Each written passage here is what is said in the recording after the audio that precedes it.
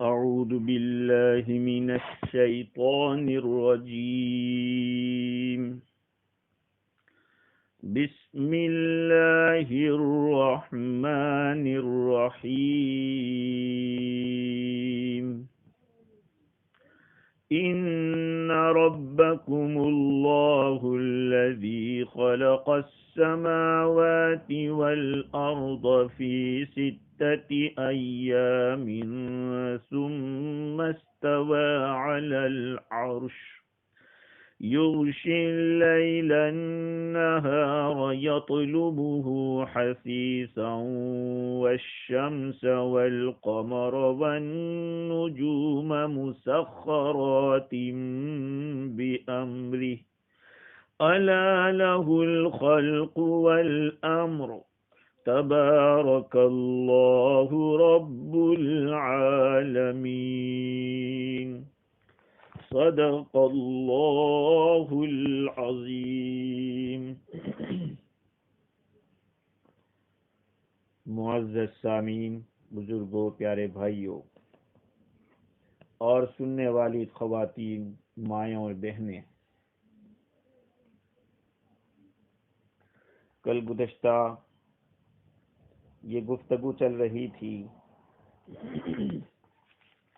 کہ حق سبحانہ و تعالی نے اس پورے عالم کو، آسمان و زمین کو 6 دنوں کے اندر پیدا کیا،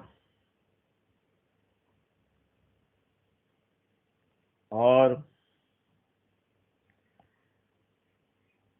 اپنی قدرت کو، اپنے علم کو اور اپنی توحید کو بیان کیا.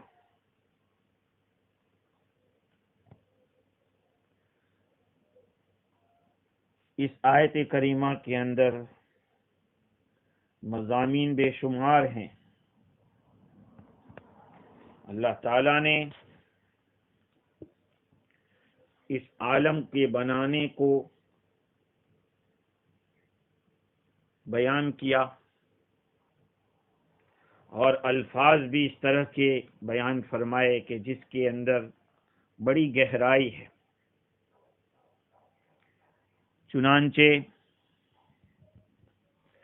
اللہ تعالیٰ فرماتے ہیں ان ربکم اللہ، تمہارا رب تو وہی اللہ ہے جس نے آسمان و زمین کو 6 دنوں میں پیدا کیا.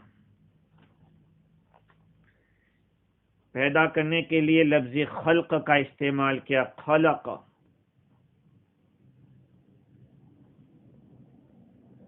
اور آسمان و زمین کو پیدا کرنے میں اشارہ اس بات کی طرف ہے کہ ان کے حالات، ان کے جو حالات تھے اس کو مقرر کیا. کس طرح سے مقرر کیا، اس بارے میں امام رازی نے تقریباً 10 صورتیں اور 10 شکلیں بتلائی ہیں، جن میں سے کچھ یہ ہے کہ ان کی جو ذات ہے آسمان اور زمین کی، اس کو ایک مقررہ مقدار کے ساتھ، کہ اس سے زیادہ بھی نہیں ہو سکتا، اس سے کم بھی نہیں ہو سکتا، اللہ تعالیٰ نے ان کی خاص مقدار مقرر کر دی.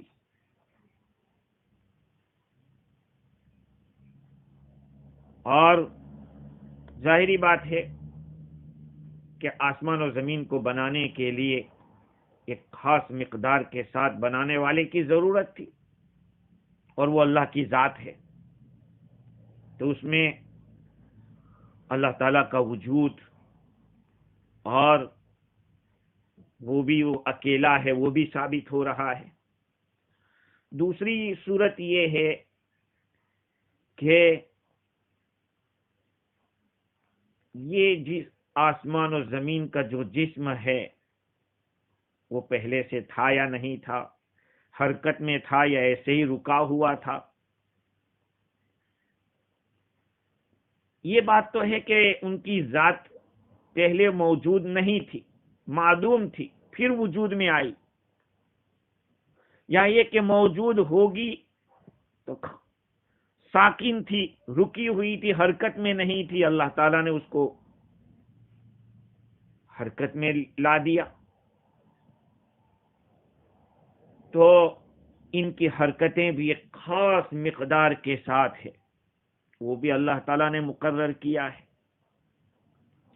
تیسری صورت یہ ہے کہ آسمان کا جو اجسام ہے، ستارے ہیں، وہ بھی مرکب ہے مختلف چھوٹے چھوٹے حصوں سے، اور ان چھوٹے چھوٹے حصوں کا ایک دوسرے کے اندر داخل ہونا اور ایک خاص شکل کے ساتھ اس کو بنانا، مقرر کرنا، یہ اللہ تعالیٰ نے کیا، اس کے سوا کوئی نہیں. ایک آسمان کے اوپر دوسرا آسمان، دوسرے کے اوپر تیسرا، اور تیسرے پہ چوتھا، ساتھ ساتھ آسمان بنائے. بعض ستارے قطبین میں ہوتے ہیں، بعض منطقہ میں ہوتے ہیں، ہر ایک کے لیے اللہ تعالیٰ نے جگہ بھی مقرر کی ہے، شیپ بھی مقرر کیا ہے. اور ایک صورت یہ ہے کہ جتنے بھی آسمان ہے وہ ایک خاص جہت کی طرف حرکت کر رہے ہیں، اور ان کی حرکت بھی ایک خاص مقدار کے ساتھ ہے، کوئی کسی سے تیز ہے، کوئی کسی سے سست رفتاری کے ساتھ ہے. یہ بھی قادر مطلق ہی کی قدرت سے ہوا ہے، اس کی تقدیر سے ہوا ہے. اور اسی طرح سے ان چیزوں کے الگ الگ الوان ہیں، جتنے بھی ستارے ہیں ان کے، جیسے کہ مشتری کا موتی کی طرح ہونا، مریخ کا لال ہونا، سورج کا بھرکدار ہونا، زہرہ کا روشن ہونا، عطارد کا پیلا ہونا، اور چاند کا چمکنا، یہ اپنی ماہیت کے اندر تو ایک دوسرے کے متماثل ہے، ایک سیم ہے، لیکن اللہ تعالیٰ نے ان کے الوان کو مقرر کیا ہے، پیدا کیا ہے، یہ اللہ تعالیٰ نے کیا. الغرض خلاصہ کلام یہ ہے کہ آسمان و زمین کو اللہ تعالیٰ نے 6 دنوں میں پیدا فرمایا. یہاں بھی ایک بات قابل لحاظ ہے، وہ یہ ہے کہ حق سبحانہ و تعالی نے اس آیت کریمہ میں رب فرمائے کہ تمہارا رب اللہ ہے جس نے آسمان و زمین کو پیدا کیا. مطلب یہ کہ وہی تمہاری تربیت کر رہا ہے، تمہارے حالات کو درست کر رہا ہے، تم تک خیرات اور بھلائیوں کو پہنچا رہا ہے، تم سے برائیوں کو دور کر رہا ہے.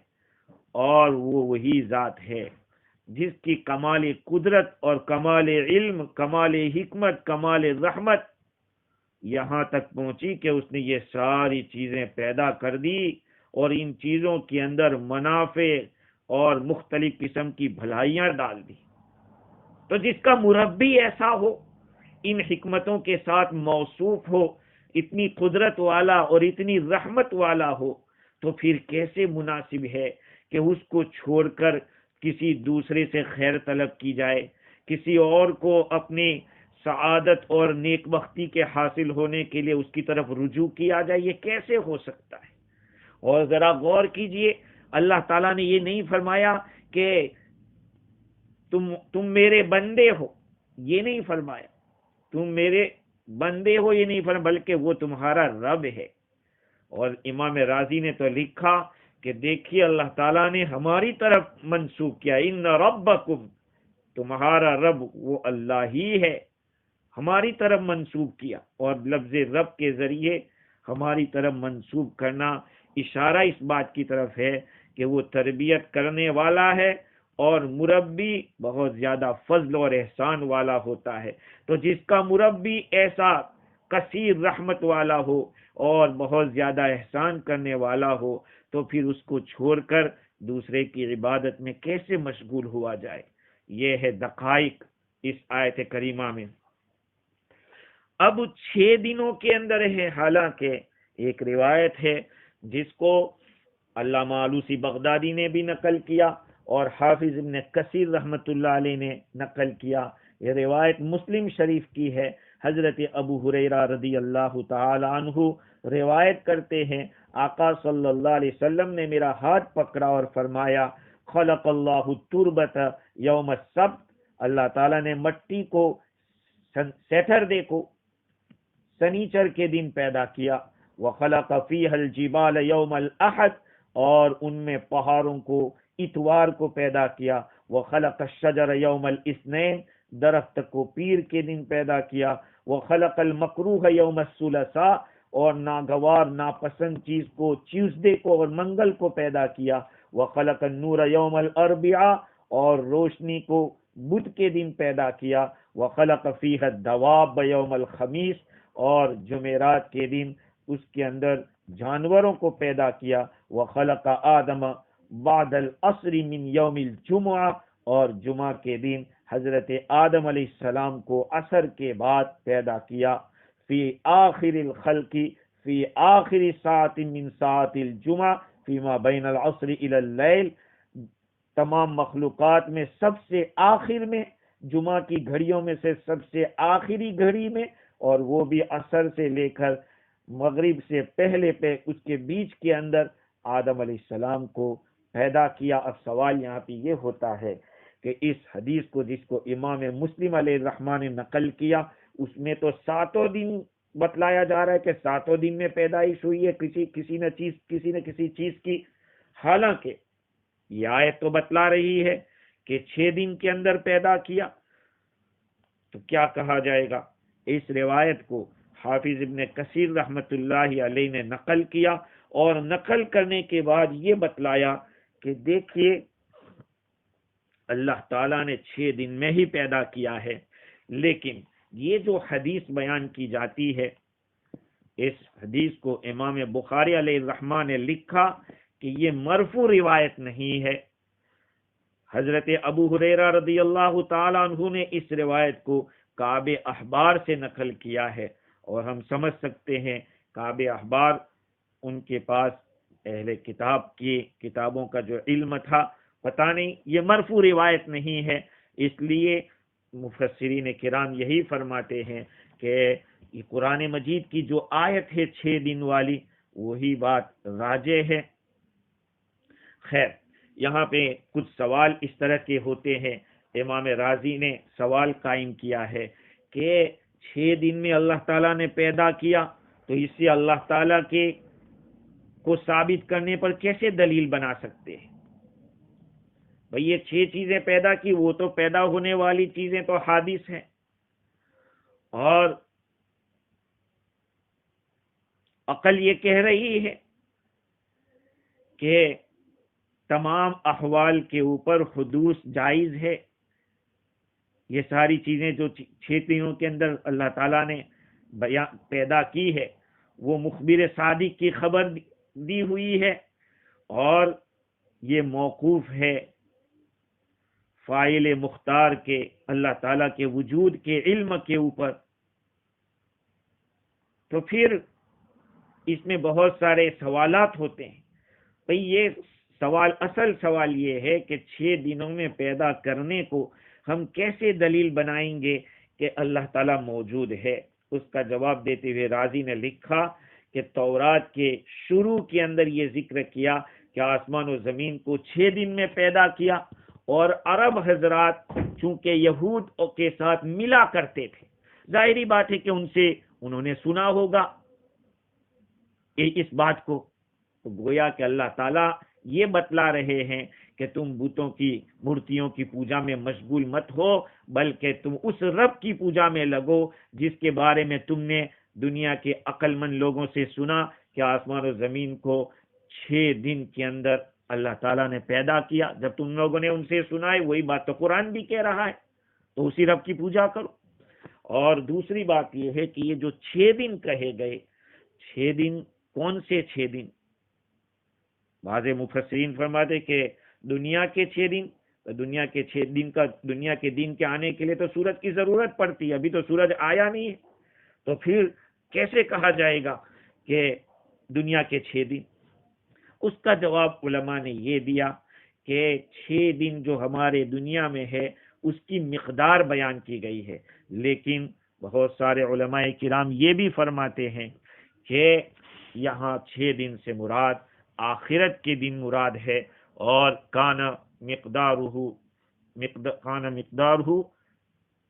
الف سنہ، ایک دن وہاں کا 1000 سال کا ہوتا ہے۔ اب سوال یہ کہ اللہ تعالیٰ نے اتنا دھیرے دھیرے کیوں پیدا کیا؟ اس کا جواب یہ ہے کہ یہ مخلوق جو ہے آسمان و زمین ایک بڑی مخلوق ہے، ان کی عظمت کو بیان کرنا تھا، جلالت شان کو بیان کرنا تھا، اس لیے اللہ تعالیٰ نے اس کو دھیرے دھیرے بنایا، اور رفتہ رفتہ بنانے میں اشارہ اس بات کی طرف بھی ہے جس کو مفسر قرطبی نے نقل کیا ہے، وہ یہ ہے کہ اللہ تعالیٰ کا عذاب اگر نہ ماننے والوں پر نہیں آتا ہے تو پھر یہ نہیں سمجھنا چاہیے کہ آئے گا ہی نہیں، کیوں ایک دم سے نہیں آ جاتا؟ تو ادھر مفسر قرطبی نے لکھا کہ اشارہ اس بات کی طرف ہے کہ جیسے اللہ تعالیٰ پیدا کرنے میں دھیرے دھیرے دھیرے پیدا کر رہے ہیں، اسی طرح سے گنہگاروں کو بھی سمجھنا چاہیے کہ وہ جلدی سزا نہیں دیتا، اس کی بھی حکمت ہے، جب اس کا وقت آئے گا، لِأَنَّ لِكُلِّ شَيْءٍ عِندَهُ أَجَلٌ مُّسَمًّى، اس لیے کہ ہر چیز کے لیے اس کے پاس ایک وقت مقرر ہے، تو جب سزا کا وقت آئے گا تو اس میں بھی دیری نہیں ہوگی، ابھی اس کا وقت آیا نہیں ہے۔ امام راضی نے ایک سوال یہ بھی قائم کیا ہے کہ قرآن تو کہتا ہے کہ وما امرنا الا واحدۃ کلمح بالبصر، ہمارا معاملہ تو بالکل یہ جو ایک ہی بات ہوتی ہے کہ جیسے پلک جھپکنے کے لیے جتنی دیر نہیں ہوتی اتنے میں وہ چیز وجود میں آ جاتی ہے، اور اذا قضى امرا فانما يقول له كن فيكون، جب ہم کسی چیز کو ہونے کا صرف کن کہتے ہیں وہ چیز وجود میں آ جاتی ہے۔ تو پھر اس آیت کریمہ میں تو 6 دن لگا دیے۔ اس کا جواب دیتے ہوئے امام راضی نے یہ جواب دیا کہ یہ اصل میں ہر چیز کی ذات کو وجود میں لانا یا ہر چیز کو ختم کرنا، اس کے اوپر اللہ تعالیٰ نے فرمایا کہ وما امرنا الا واحدۃ کلمح بالبصر، کیونکہ ذات واحدہ کا ایجاد، کسی چیز کو وجود میں لانا، کسی چیز کو ختم کرنا، وہ تفاوت کو اور ڈفرنٹ کو قبول نہیں کرتا، تو پھر اس کو ایک دم سے حاصل کرنا فلا يمكن تحصيله الا دفعة واحدة، جو تفاوت کو قبول نہیں کرتا اس کو تو ایک دم سے اس کو ممکن ہے اس کو حاصل کرنا۔ اور یہ جو چیزیں ہیں اللہ رب العزت نے مہلت کے ساتھ اور مدت کے ساتھ بنایا ہے۔ وَأَمَّا الْإِمْهَالُ وَالْمُدَّةُ فَذَلِكَ لَا يَحْصُلُ إِلَّا فِي الْمُدَّةِ، مطلب یہ ہے کہ دنیا کے اندر کسی چیز کو ایک دم سے لے آنا، ایک چیز کو ختم کر دینا، اس کو تو اللہ تعالیٰ ایک دم سے کر سکتے ہیں، لیکن جہاں پر اللہ تعالیٰ مہلت دینا چاہتے ہیں اور مدت دینا چاہتے ہیں وہاں تو مدت ہی کے ساتھ کریں گے۔ اور ایک ساتواں ایک سوال یہ بھی تھا امام راضی کا کہ اللہ تعالیٰ نے آسمان و زمین کے پیدا کرنے میں اتنا وقت کیوں لیا؟ بھئی ہمارے نزدیک تو یہ ہے کہ اللہ تعالیٰ کی مرضی ہے، جس چیز کو جس طرح سے چاہے پیدا کر سکتا ہے، لیکن امام راضی نے اس کا جواب دیتے ہوئے لکھا کہ اگر اللہ تعالیٰ کسی اور مدت میں پیدا کرتا، ایک دم سے پیدا کرتا، تب بھی سوال ہوتا کہ ایک دم سے کیوں پیدا کیا، 2 دن میں 4 دن میں پیدا کرتا تب بھی وہی سوال ہوتا۔ دوسری بات یہ ہے کہ 7 کا جو عدد ہے وہ اس کے بہت زیادہ شرافت ہے، لیکن اللہ رب العزت نے 6 دن کو یہ عالم کو پیدا کرنے کے اندر 6 دن لگائے، اور 7واں دن اس کے ملک و ملکوت کے کمال کے حاصل ہونے کے لیے 7واں دن مقرر کیا۔ اس طریقے سے پورا ہفتہ گویا کہ استعمال میں آیا۔ بعض حضرات جو دوسرے مذہب کے ہیں ان کا یہ کہنا بھی ہے کہ 7واں دن اللہ تعالیٰ نے نعوذ باللہ وہ کام ختم، ایسے سبت کے معنی تو کاٹنے کے آتے ہیں، ختم کرنے کے آتے ہیں، چونکہ یوم السبت میں کوئی کام نہیں کیا گیا تھا اس لیے اس کو یوم السبت کہا جاتا ہے، اور ہر نام کے پیچھے بھی کچھ نہ کچھ حکمت ہے۔ خیر، اللہ تعالیٰ فرماتے ہیں کہ یہ زمین اور آسمان کو اللہ تعالیٰ نے 6 دنوں کے اندر پیدا فرمایا۔ سوال ایک یہ بھی ہے کہ صرف آسمان اور زمین ہی کا تذکرہ کیوں کیا؟ اور بھی تو مخلوقات اللہ تعالیٰ نے پیدا کی ہے، ان چیزوں کا نام کیوں نہیں لیا؟ تو اس کا جواب یہ ہے کہ قرآن مجید کی اور آیتوں کے اندر سماوات والارض وما بینہما کا لفظ بھی ہے، اور ان کے اندر ساری مخلوقات آ جاتی ہے۔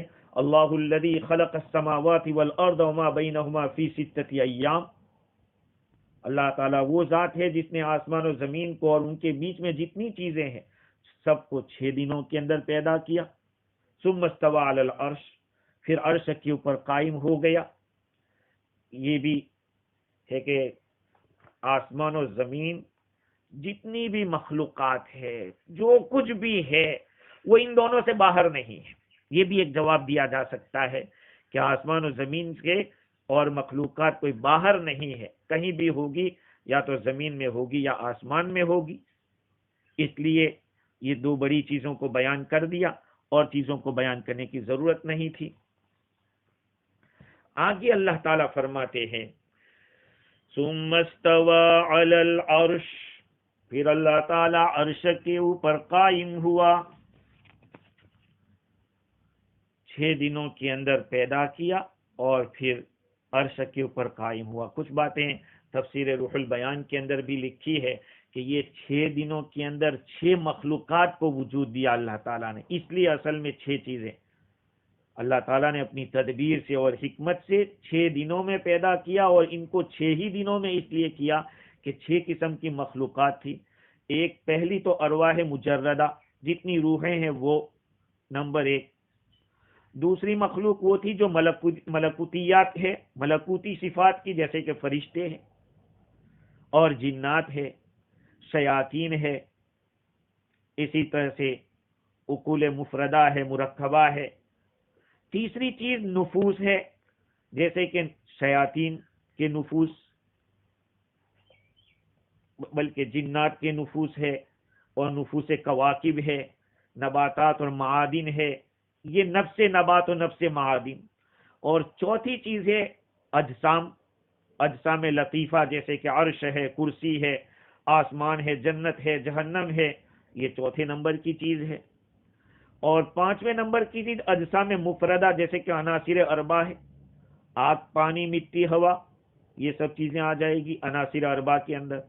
اور چھٹی چیز ہے اجسام مرکبہ کثیفہ، جو عناصر سے مل کر بنائی گئی ہے۔ تو 6 چیزوں کے لیے، 6 مخلوقات کے لیے ایک ایک دن مقرر کیا، تو یہ 6 دن ہو گئے۔ آگے اللہ تعالیٰ فرماتے ہیں ثم استوى علی العرش، پھر اللہ تعالیٰ عرش کے اوپر، پھر اس نے قرار پکڑا عرش کے اوپر۔ شیخ الہند رحمت اللہ علیہ نے یہ ترجمہ کیا ہے، پھر اس نے قرار پکڑا عرش کے اوپر۔ اور مولانا اشرف علی تھانوی نور اللہ مرقدہ نے فرمایا کہ پھر قائم ہوا عرش کے اوپر، عرش پر اللہ تعالیٰ قائم ہوا۔ یہ ایک بہت اہم مسئلہ ہے، وہ یہ ہے کہ اللہ تعالیٰ عرش کے اوپر قائم ہوا، اس کا کیا مطلب ہے؟ اس کو سمجھنے کے لیے ہمیں علامہ عثمانی کی بات کو سمجھنا پڑے گا۔ انہوں نے بہت ہی اچھے طریقے سے، اچھے انداز میں سمجھایا کہ اللہ تعالیٰ کی جو صفات ہے، اللہ تعالیٰ کے جو افعال ہے، اس کے متعلق یہ بات ہمیشہ یاد رکھنی چاہیے کہ قرآن مجید میں اور احادیث شریفہ کے اندر جو ورز اللہ تعالیٰ نے استعمال کیے ہیں اپنی صفات کے لیے، ان میں اکثر وہ ہے کہ جو مخلوق کی صفات پر بھی استعمال ہوتی ہے، جیسے کہ سمیع، سننا، بصیر، دیکھنے والا، متکلم بولنے والا، تو بھئی اللہ تعالیٰ کے لیے ان اللہ سمیع بصیر، اللہ تعالیٰ سننے والا دیکھنے والا ہے، تو دیکھنا تو میں بھی سمجھتا ہوں، آپ بھی سمجھتے ہیں، ہم انسان ہیں، ہم سنتے ہیں، ہم دیکھتے ہیں۔ اللہ تعالیٰ وکلم اللہ موسیٰ تکلیما، اللہ تعالیٰ نے موسیٰ علیہ السلام سے بات کی، تو کلام کرنا، تو یہ الفاظ تو ایسے ہیں کہ حضرت انسان کے لیے بھی استعمال کیے جاتے ہیں اور اللہ تعالیٰ کے لیے بھی بولے جاتے ہیں۔ کسی مخلوق کو سمیع اور بصیر کہنے کا یہ مطلب ہوتا ہے کہ ان کے پاس دیکھنے والے آنکھ اور سننے والے کان موجود ہیں۔ اب اس میں دو چیزیں ہوئی، ایک تو وہ آلہ جسے ہم آنکھ کہتے ہیں، جس کے ذریعے دیکھا جاتا ہے، دیکھنے کی شروعات آنکھ سے ہوتی ہے، اور دوسرا اس کا نتیجہ،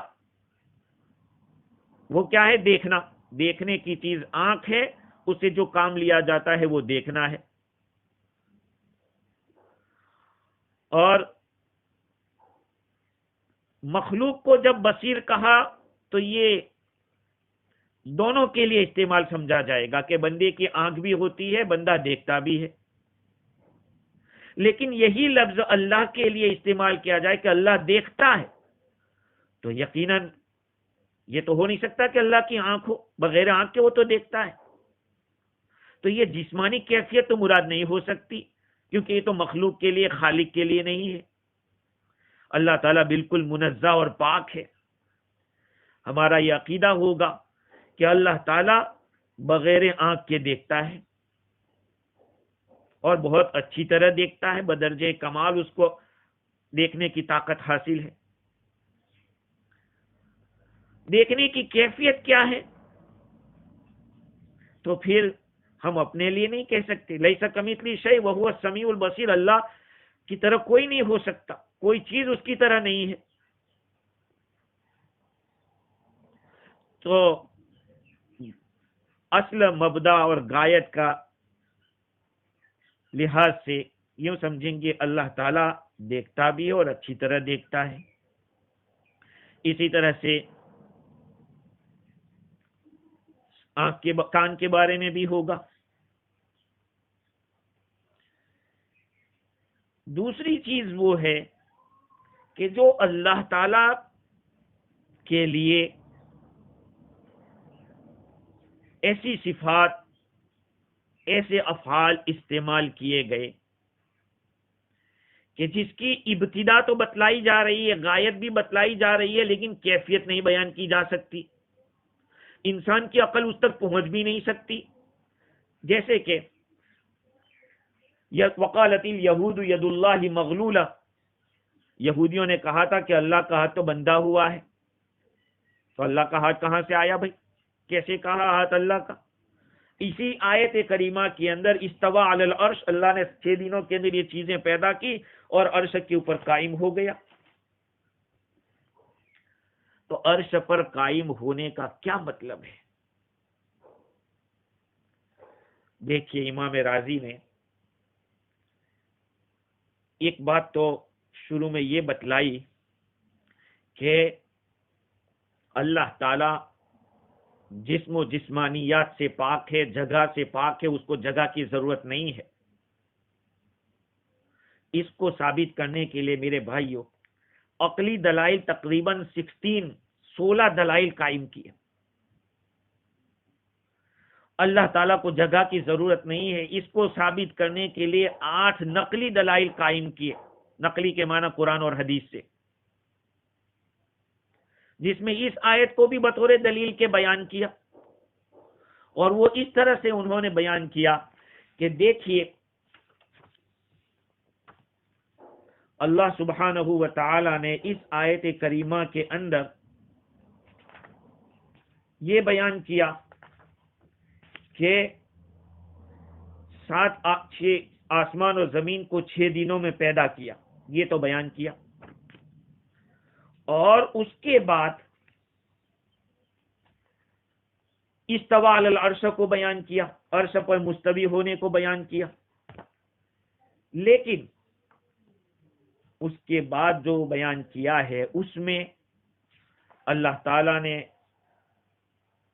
سورج کو، چاند کو، ستاروں کو، ان چیزوں کو پیدا کرنے کو بیان کیا، اور اس میں کوئی شک نہیں کہ یہ جو چیزیں اللہ تعالیٰ نے پیدا کی ہے،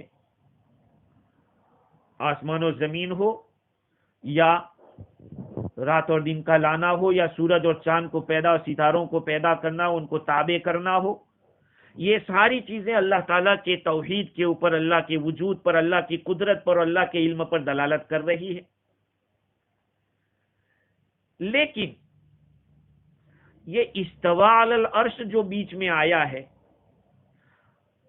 وہ کیسے اللہ تعالیٰ کی قدرت پر دلیل بنے، اللہ کے علم پر دلیل بنے؟ یہ کیسے دلیل بنے گی؟ تو اس کے لیے کوئی اس طرح کی بات ماننی پڑے گی جس کے ماننے سے اللہ تعالیٰ کی قدرت کا پتہ چلتا ہو۔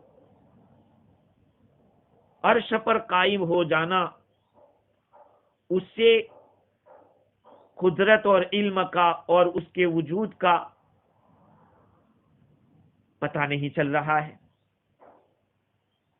اس لیے اس کو ماننے کے لیے ہمیں یہ ماننا پڑے گا کہ اس کے اندر کوئی ایسا معنی ہے جس سے اللہ تعالیٰ کی کمال قدرت اور کمال علم ثابت ہو رہا ہے، ورنہ پھر یہ کلام بیچ میں اجنبی آ جائے گا، ما قبل اور ما بعد کے ساتھ اس کا کوئی ربط نہیں رہے گا۔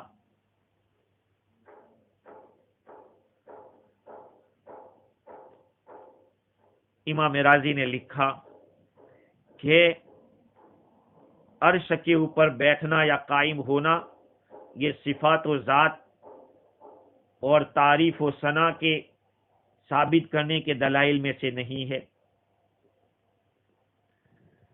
اس لیے یوں کہا جائے کہ اللہ رب العزت نے ملک و ملکوت کی تدبیر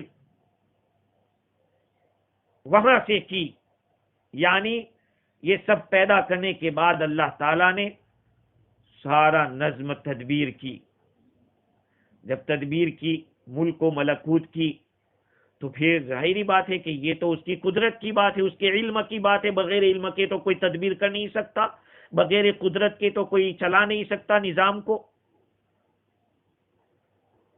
اس آیت کریمہ کو امام رازی نے بتایا کہ یہ دلیل ہے، استوا علی العرش کے اندر کوئی اور معنی مراد ہے۔ تو امام رازی نے 16 دلائل قائم کیے، اس کے بعد 8 دلائل قائم کیے، اور پھر یہ بتلایا کہ استوا علی العرش کے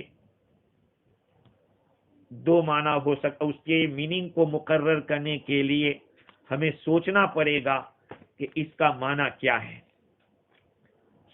چنانچہ امام قفال کے حوالے سے اس کا معنی یہ بتلایا۔ امام قفال ایک بہت بڑے مفسر ہے، انہوں نے اس کے معنی بتلائے کہ اللہ رب العزت نے یہاں سے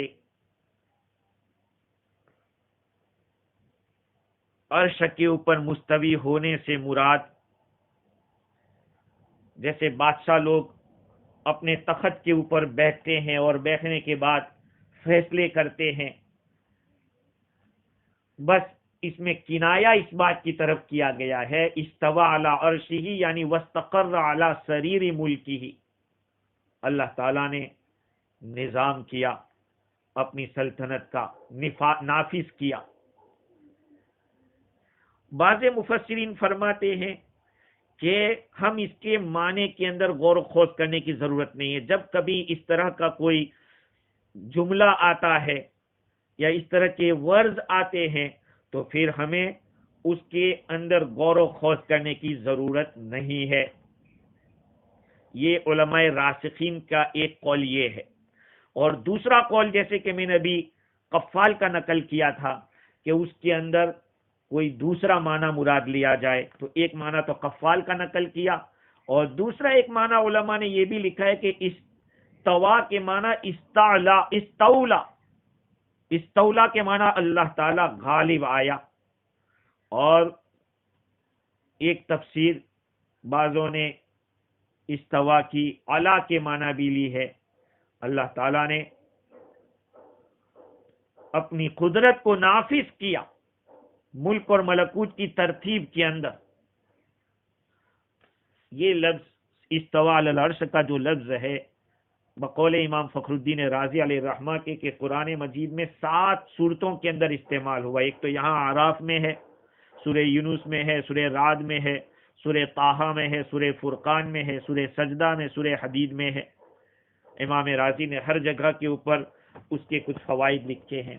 اب دیکھیے، ایسے موقع کے اوپر جہاں ہمیں اس کے ظاہری الفاظ کو مراد لینے میں کچھ گڑبڑ ہوتی ہو، بنیادی عقائد کے اوپر زد پڑتی ہو، تو ہمیں اپنی عقل کے گھوڑے دوڑانے کی ضرورت نہیں ہے۔ آمنا و صدقنا، دیکھیے عرش کا جو لفظ ہے، خود عرش کا لفظ، اس کے بارے میں امام راغب اصفہانی علیہ الرحمہ نے لکھا کہ ان العرش مما لا يعلمه البشر علی الحقیقت الا بالاسم۔ انسان عرش کی حقیقت کو نہیں جان سکتا ہے، صرف نام جان سکتا ہے کہ عرش کیا ہے۔ عرش یہ 7 آسمان کے اوپر ہے۔ امام مالک رحمت اللہ علیہ سے سوال کیا گیا کہ کیف استویٰ، اللہ تعالیٰ کیسے مستوی ہوا، کیفیت بتائیے۔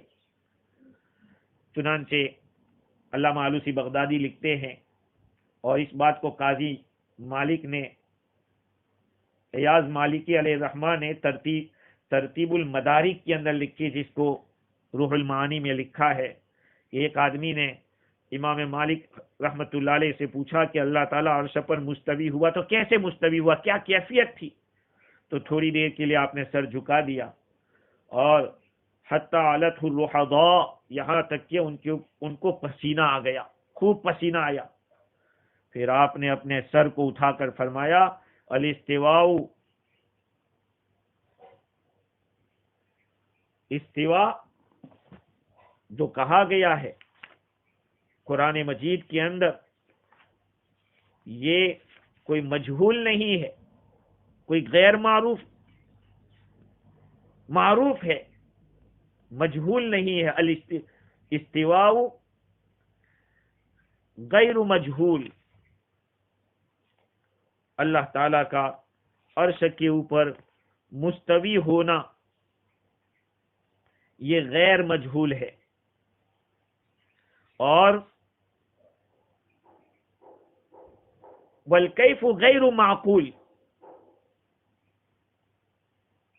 اور اس کی کیفیت سمجھ میں آنے والی نہیں ہے۔ والایمان بہ واجب، اس پر ایمان رکھنا ضروری ہے کہ اللہ عرش پر مستوی ہوا کما یلیق لشانہ۔ والسؤال عنہ بدعۃ، اس طرح کا سوال کرنا بدعت ہے۔ پھر آپ نے امام مالک رحمت اللہ علیہ نے اس آدمی کی طرف توجہ کر کے فرمایا کہ وما اظنک الا ضالا، میں تجھے گمراہ سمجھ رہا ہوں کہ تیرے اندر گمراہی ہے۔ پھر آپ نے حکم دیا، اس کو وہاں سے نکال دیا گیا، اس مجلس سے اس کو نکال دیا۔ تو قرآن مجید کی ہر آیت حق ہے، اور اس طرح کے الفاظ، اس طرح کے جملے اللہ رب العزت نے اسی لیے بیان کیے ہیں تاکہ بندوں کے ایمان کا امتحان ہو کہ کیا آمنا و صدقنا کہتا ہے یا پھر ماڈرن لوگوں کی طرح اس کے پیچھے پڑتا ہے اور اپنے طور پہ معنی نکالتا ہے۔ امام مالک علیہ الرحمہ جیسا آدمی مدینہ منورہ کا ایک بہت بڑا فقیہ، وہ فرما رہے ہیں کہ الاستواء غیر مجہول، مجہول نہیں ہے، یعنی معروف ہے، قرآن میں آیا ہے، لیکن اس کی کیفیت نہیں سمجھ سکتے کہ وہ کیسی ہے، کیسا استوا ہوگا۔ اور ایسے موقع پہ کیا کرنا چاہیے جب قرآن مجید میں اس طرح کی بات آوے، جیسے ید اللہ فوق ایدیہم، اللہ تعالیٰ کا ہاتھ ہے ان کے ہاتھ کے اوپر، تو بھائی اللہ کا ہاتھ کیسا ہوگا؟ اور یہاں استویٰ علی العرش، تو حافظ ابن کثیر رحمت اللہ علیہ نے تفسیر ابن کثیر میں لکھا ہے کہ ایسے مقام پر ہمیں اپنے اسلاف کے طریقے پہ چلنا پڑے گا۔ اور ہمارے اسلاف کون؟ جیسے کہ امام مالک ہے، امام اوزاعی ہے، سفیان ثوری علیہ الرحمہ ہے، لیث بن سعد ہے، امام شافعی علیہ الرحمہ، امام احمد بن حنبل رحمۃ اللہ علیہ، اور اسحاق بن راہوی، اور بھی بہت سارے ائمہ مسلمین ہے، جو پرانے نئے جتنے بھی یہ بڑے لوگوں کا طریقہ اپنانا پڑے گا۔ وہ طریقہ یہ ہے کہ ان باتوں کو جس طرح آئی ہے، بغیر کسی کیفیت کے، بغیر کسی تشبیہ کے، بغیر کسی تعطیل کے اس کو مانا جائے گا۔ اس کی کیفیت نہیں کہہ سکتے کہ اس طرح کا استوا ہے، اور اس کا انکار بھی نہیں کر سکتے کہ کچھ استوا نہیں، یہ تو تعطیل اور تشبیہ کسی کے مطابق کہہ دیا کہ فلانے کی طرح فلانا بیٹھتا ہے، اس طرح سے بیٹھنا نہیں۔ آگے ابن کثیر رحمۃ اللہ علیہ نے نعیم بن حماد خزائی علیہ الرحمہ کا قول لکھا، یہ امام بخاری علیہ الرحمہ کے شیخ ہیں۔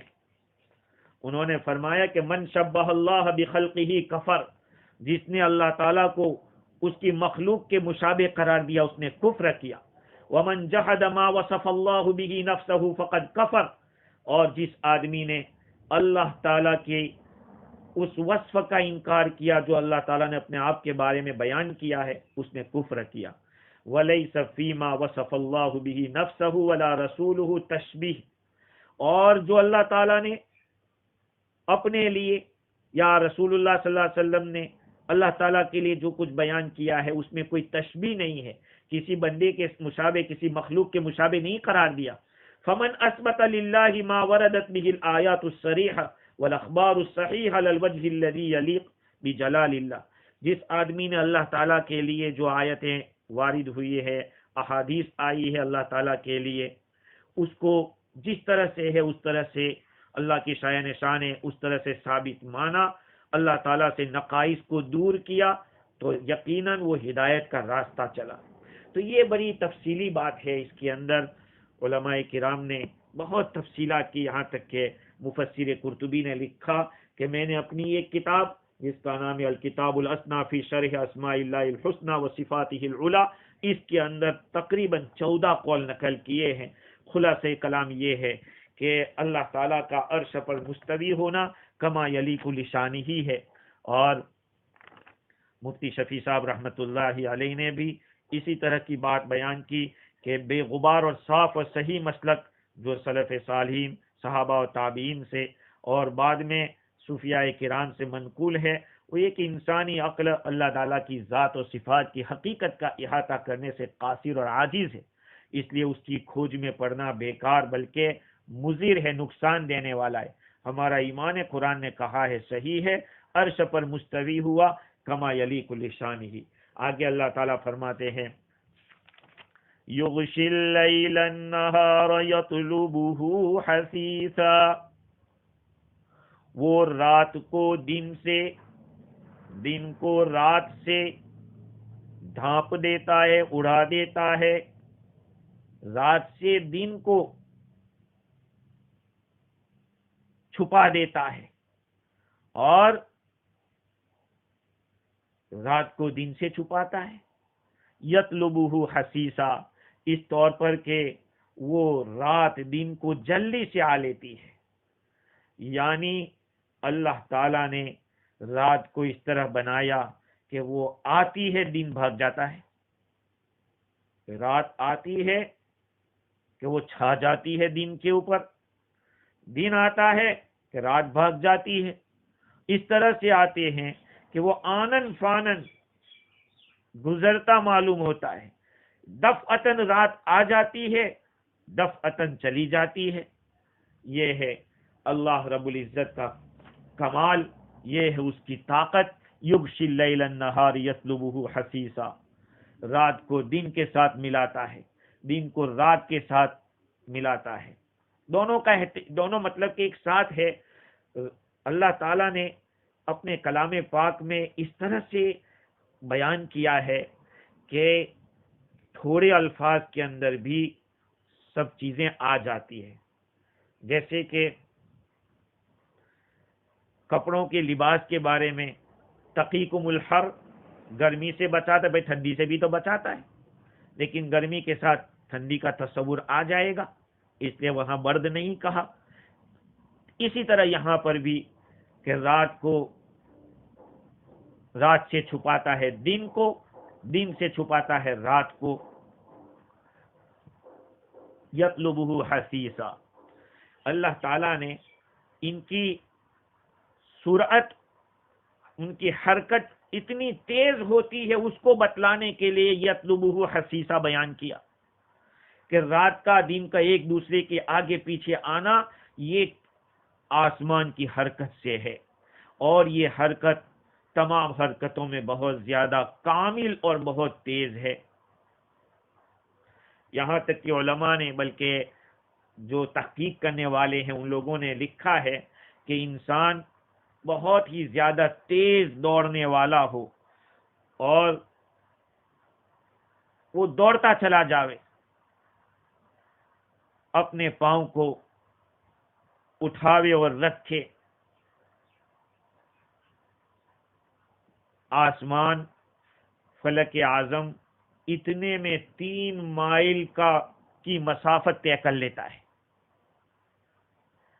آدمی اپنے پاؤں کو اٹھاوے اور رکھے، اتنے میں فلک اعظم 3 مائل کی مسافت طے کر لیتا ہے. 3000 مائل کی، 3000 میل، 3000 مائل. جب اتنی زیادہ تیز حرکت ہوگی، اسی لیے اللہ تعالیٰ نے فرمائی یطلبہ حثیثا. قرآن مجید میں سورہ یاسین میں فرمایا للشمس ينبغي لها ان تدرك القمر ولا الليل سابق النهار. سورج کے لیے مناسب نہیں کہ وہ چاند کو پالے، اور رات وہ دن سے سابق ہونے والی نہیں. مطلب یہ ہے کہ ہر ایک اپنے وقت کے اوپر چل رہے ہیں اپنی حرکت کے ساتھ. اللہ تعالیٰ کو اس آیت میں مقصد بتلانا یہ ہے کہ ان کی سرعت یہ آسانی کے ساتھ، اور اللہ تعالیٰ ہر چیز بندوں تک اپنے وقت کے اوپر پہنچاتا ہے. والشمس والقمر والنجوم مسخرات بأمره،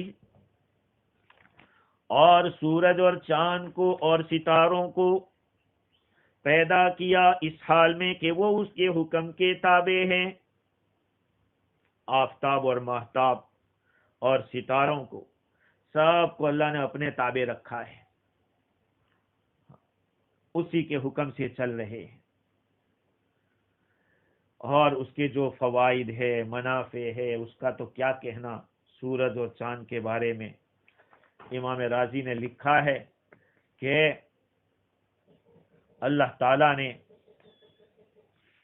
سورج اور چاند کے اندر ایسی ایسی باتیں رکھی ہے. پہلی بات تو یہ ہے کہ اللہ تعالیٰ نے سورج اور چاند کو اور ستاروں کو الشمس والقمر والنجوم، سورج اور چاند کو الگ سے بیان کیا، ستاروں کو الگ سے بیان کیا، اس لیے کہ اس دنیا کے نظام کے اندر، اس دنیا کے آباد ہونے کے اندر بہت بڑا رول جو ادا ہوتا ہے وہ سورج اور چاند کا ہوتا ہے. اس لیے ان دونوں کو الگ سے بیان کیا. سورج دن کا بادشاہ ہے تو چاند رات کا بادشاہ ہے. سورج کی تاثیر یہ ہے کہ چیزوں کو گرم کر دیتی ہے، اور چاند کی تاثیر یہ ہے کہ ہر چیز کو تر کر دیتی ہے. اور موالد ثلاثہ، جتنی کانیں تیار ہوتی ہے، لوہے کی کان ہے یا پھر کوئلے کی کان ہے، یہ سب اسی طرح سے نباتات، اس کو اگانا، حیوانات، یہ ساری چیزیں نہ تمام ہوتی ہے نہ کامل ہوتی ہے، مگر یہ حرارت اور رطوبت سے. چاند کا کام ہے رطوبت پیدا کرنا، سورج کا کام ہے حرارت پیدا کرنا، گرمی نرمی، گرمی ٹھنڈی. اللہ تعالیٰ نے ان دونوں کو بیان کر کے نجوم کا تذکرہ کیا، اور ہر ستارے کے ساتھ اللہ تعالیٰ نے ایک خاص خصوصیت رکھی ہے، اور عجیب و غریب تدبیر ہے اللہ تعالیٰ کی، جس کو اللہ تعالیٰ ہی جانتے ہیں، اس کے سوا کوئی نہیں جانتا. اور ان سورج اور چاند کے لیے جو تاثیرات رکھی اس کے بارے میں وہ مباحث علم ہیئت کے اندر لکھا ہے کہ سورج تو بادشاہ کی طرح ہے اور چاند اس کا نائب کی طرح ہے اور جتنے ستارے ہیں وہ سب خادموں کی طرح ہے، اس لیے اللہ تعالیٰ نے پہلے سورج سے شروع کیا اس لیے کہ وہ بادشاہ ہے، اور پھر اس کے نائب چاند سے، اس کے بعد چاند کا تذکرہ کیا اور بعد میں خادموں کا تذکرہ کیا جو ہے ستارے۔ الا لہ الخلق والامر تبارک اللہ رب العالمین۔ الا لہ الخلق والامر، یاد رکھو اللہ سبحانہ و تعالی ہی کے لیے خاص ہے خالق ہونا اور حاکم ہونا۔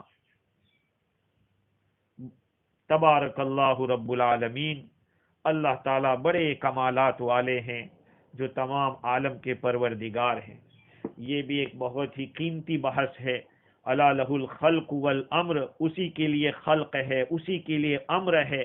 یہ خلق و امر کیا چیز ہے اس کے بارے میں بعد میں بات کریں گے، لیکن اتنی بات ضرور ہے کہ خلق ایسی چیز کو کہا جاتا ہے کہ جو کسی واسطے کے ساتھ پیدا ہوتی ہے، اور امر ہے جو بغیر واسطے کے پیدا ہوتی ہے۔ اور تقریباً رازی نے لکھا ہے کہ یہ جو عالم ہے وہ دو ہی ہے، عالم خلق، عالم امر۔ اللہ تعالیٰ کے سوا جتنی چیزیں ہیں وہ عالم کہلاتی ہے، اور وہ دو چیزوں میں منحصر ہے، عالم خلق اور عالم امر۔